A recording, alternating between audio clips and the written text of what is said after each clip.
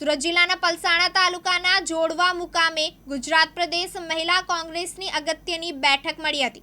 પ્રદેશ પ્રમુખ ગીતાબેન પટેલ ખાસ હાજર રહ્યા હતા। આવનાર દિવસોમાં સ્થાનિક સ્વરાજની ચૂંટણીઓ પણ આવનાર છે, ત્યારે પ્રદેશ મહિલા કોંગ્રેસ સંગઠન પર્વ ઉજવી રહ્યું છે, જેના ભાગરૂપે આજે સુરત જિલ્લા મહિલા કોંગ્રેસની જોડવા ખાતે અગત્યની બેઠકનું આયોજન કરાયું હતું। જોડવા સ્વર્ગ રેસિડેન્સી ખાતે બેઠક મળી હતી, જેમાં પ્રદેશ મહિલા અધ્યક્ષ ગીતાબેન પટેલ, પ્રભારી ડોક્ટર સંજુબેન દીક્ષિત, નીતુસિંહ રાજપૂત પ્રમુખ સુરત જિલ્લા મહિલા કોંગ્રેસ ખાસ હાજર રહ્યા હતા, જેમાં આવનાર દિવસો માટે નગર અને તાલુકા મહિલા પ્રમુખ હોદ્દેદારોની નિમણૂક લેટર આપવામાં આવ્યા હતા અને બૂથ લેવલના હોદ્દેદારોને નિમણૂક કરવામાં આવી હતી।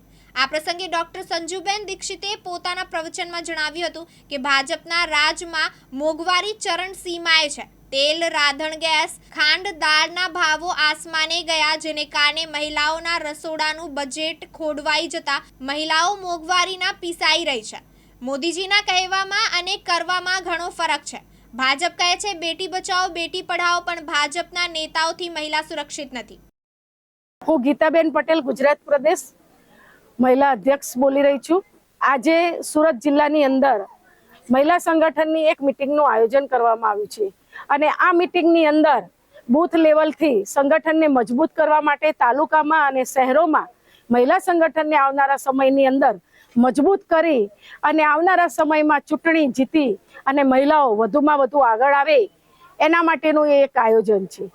આવનારા સમયમાં આ ભ્રષ્ટાચારી ભાજપ સરકારના જે એક હથ્થું શાસન છે એ શાસનમાંથી મુક્તિ મેળવવા માટે જ્યારે રાહુલજીએ અમને હાકલ કરી છે કે 2027ની અંદર અમે ગુજરાતની અંદર કોંગ્રેસની સરકાર બનાવીશું, તો આજે એ પાયલોટ પ્રોજેક્ટને લઈ અને અમે જન જન સુધી જઈશું અને મહિલા સંગઠનને મજબૂત કરી અને 2027ની ચૂંટણીમાં અમે 100% કોંગ્રેસની સરકાર બનાવીશું એવી આશા સાથે આજની આ મીટિંગનું આયોજન કર્યું છે।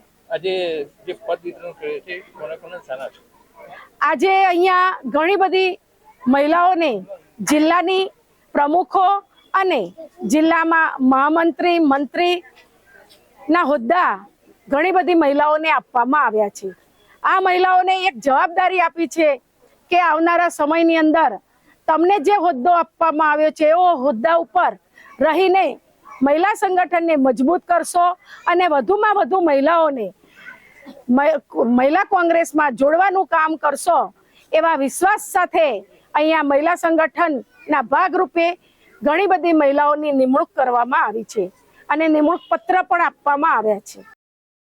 રમેશ ખંભાતી, દિવ્યાંગ ન્યૂઝ, પલસાણા, સુરત।